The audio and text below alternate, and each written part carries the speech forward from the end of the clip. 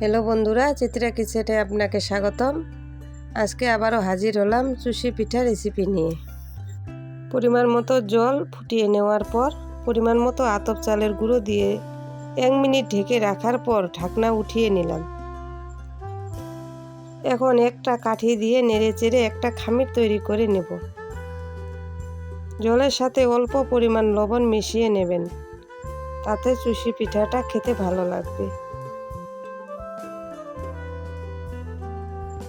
খামিরটা যেন বেশি শক্ত না হয়।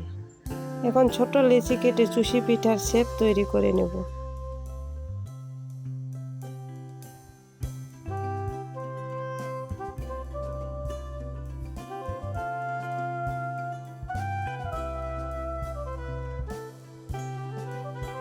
দেখুন বন্ধুরা, খেয়াল করে দেখুন, পিঠার শেপগুলো তৈরি করছি।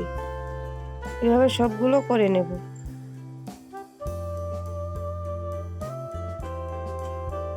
একলা করতে গেলে অনেক সময় লাগে, তাই অনেকে মিলে করলে তাড়াতাড়ি হয়। দুধ গরম করার জন্য পাতিল বসিয়ে দিলাম। এখন 1 লিটার দুধ দিয়ে দিচ্ছি। দুধটা 20 মিনিট জ্বালিয়ে নেব। এদিকে দুধ গরম হচ্ছে আর ওদিকে চুষি পিঠা বানানো হচ্ছে। পাতিলের দুধ ফুটে উঠেছে। এখন পরিমাণ মতো চিনি দিয়ে দিচ্ছি। 1 চিমটি লবণ দিয়ে দিচ্ছি।